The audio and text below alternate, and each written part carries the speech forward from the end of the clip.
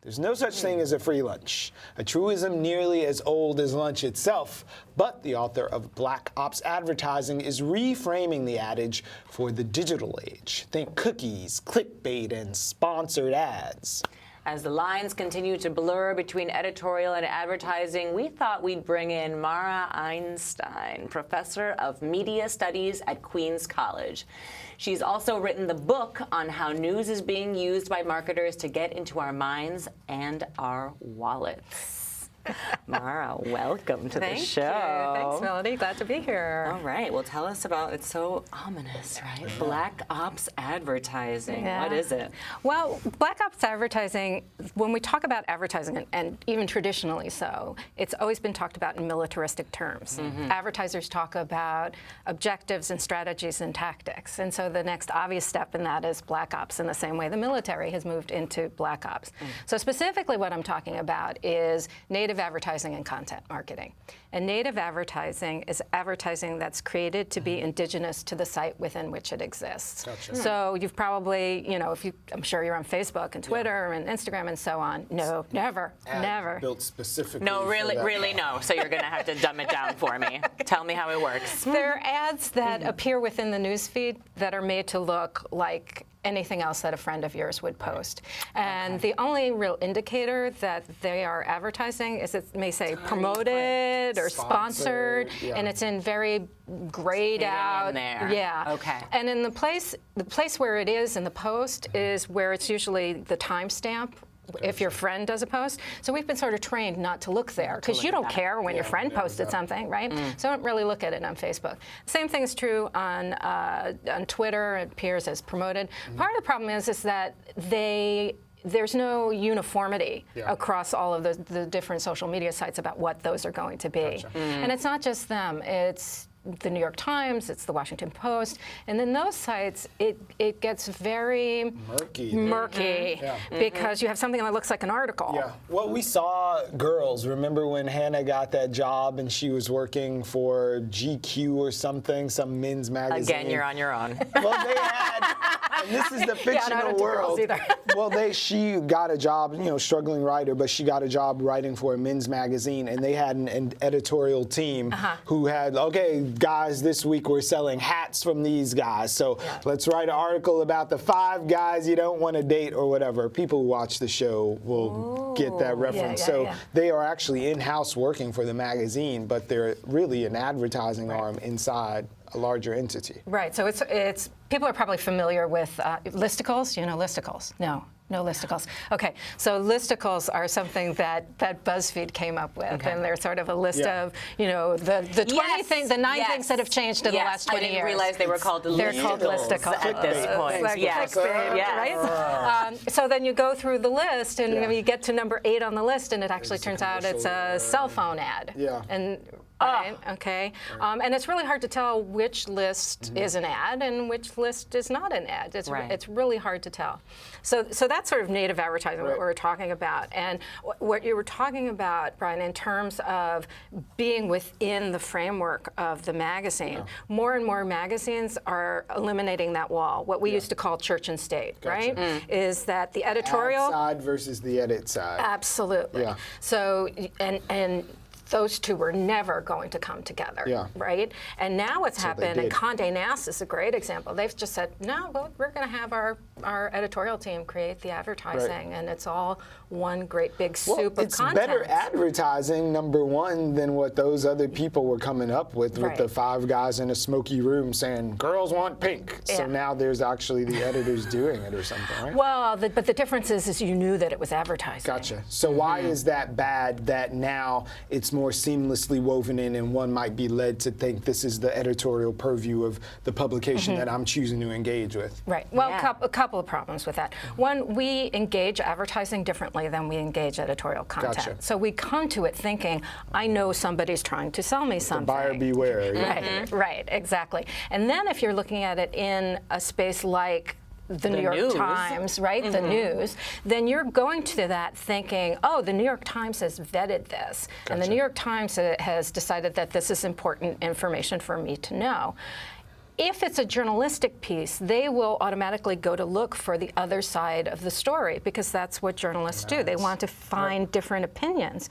But if they're writing something for an advertiser, nobody's going to go look for the other side of the story. Because you're not going to tell Shell Oil or Goldman Sachs or whoever it is or Toyota, you're not going to find something that's negative to those companies. And those are all companies that have done something. We consciously or not think they have in a way. We think, oh, this is the thing because these are the people that are talking about it. Is this even legal, really? I mean, it sounds like it's not exactly illegal. Well, it depends on where it is and how it's framed. And one more thing I want to say about that too is that the people that are writing these are a lot of journalists who are out of work, right? And because so many newspapers have folded in the last several years, this is so they write it. They know how to write an article that looks like an article, right? In terms of being illegal, the companies like the New York Times do put some information that lets people know. Now, you need to know to look for it, and that's part of the reason why I wrote the book. The whole point of Black Ops advertising is to let people know when you see something that says paid post, or you see sponsored, or you see the little logos on the top, those are the things that you need to look for in order to be able to tell that it's advertising. The problem is a lot of this gets sent out through social media, and you're smart enough not to be on social media.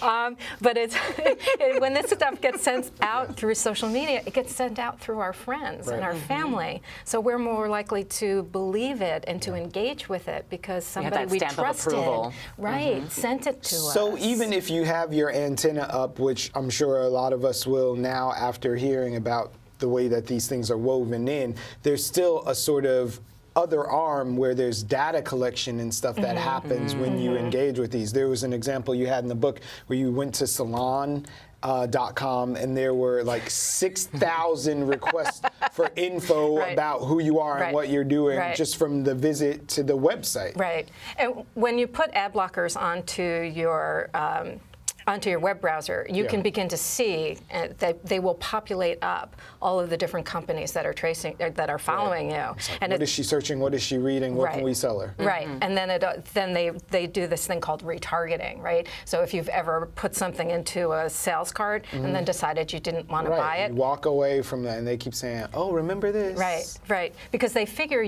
they talk about it. Advertisers talk about it in terms of the sales funnel, and they move you down through the funnel in terms of awareness and decisions and deciding to purchase and all of those sorts of things. And if you've gotten to the point where you've put it in your cart, then you're really close to wanting to, you're at the bottom of the, click away to buy. So you're a really good target for them. And so they figure that if they, turn the screws just a little bit more, you'll be able to, want this. They'll be able to get you to come back and buy it. But what's interesting in terms of how data is used online. And there's a lot of people who've written a number of books about big data, both in terms of things like the filter bubble, we don't all see the same things, or Dragnet Nation. Julia Angwin's book is really wonderful about explaining how we're followed online and how we're targeted and so on. But what's concerning about this in particular is that every time we go online, we're doing market research for the advertisers. Unpaid market research.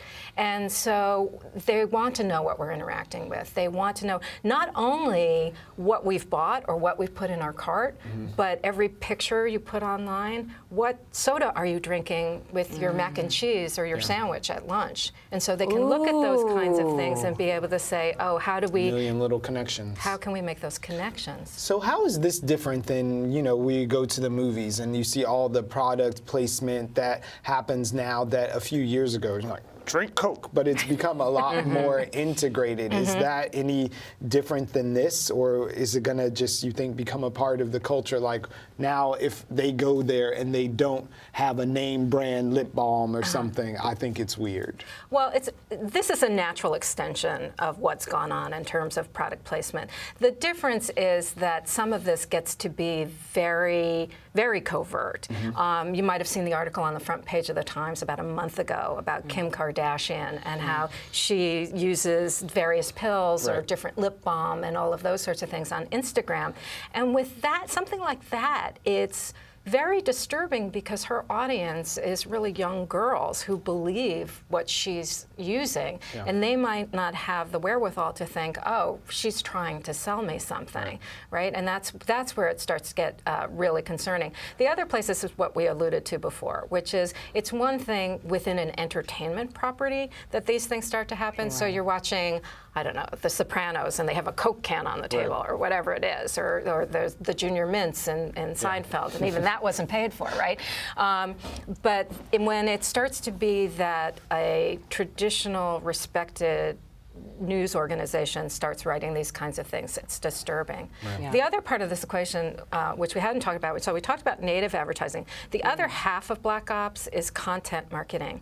And content marketing is when the companies create the content themselves and then feed it out through social media, but there's no sales message attached to it. And so it just looks like happy lifestyle stuff. Like, God, you would have a great life if you drove a Subaru. Right, those kinds of things. And then, so there's no sort of sales message contained in that. And so again, it's very covert in terms of how they're getting messages out to you. So one example is, you may have seen the ads on the subway for Casper's. Now they have the bed people.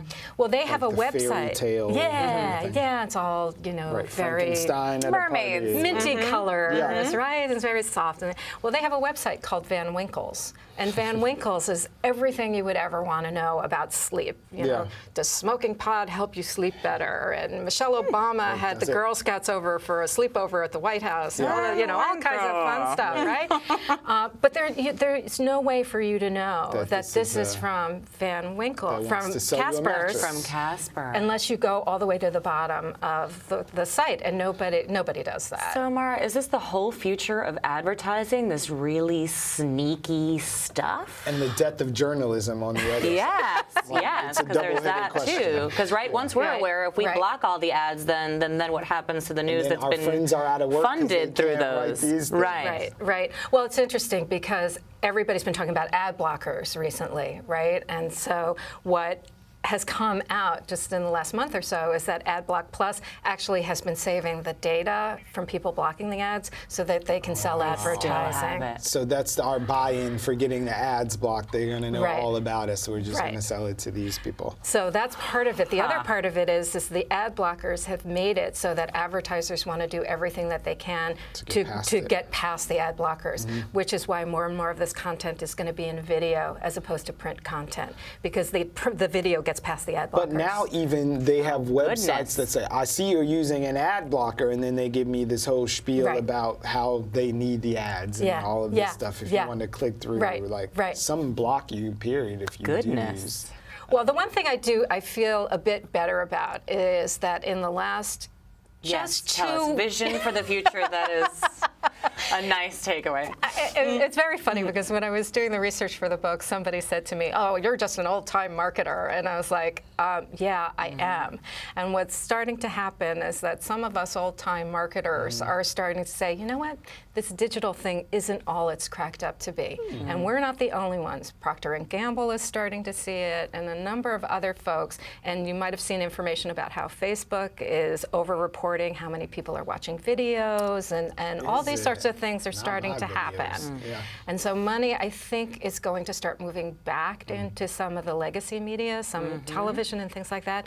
I hope it happens sooner rather than later. I hope it doesn't happen at the movies. I hate going to the movie theater and being paid to sell stuff to me. Like, I don't like commercials at the movie theater. A ticket is like the commercials, right? It's weird. Mara, thank you so much for joining us. Thank you. This is great. It's Black Ops Advertising. It's available now. Thank you, Mara Einstein.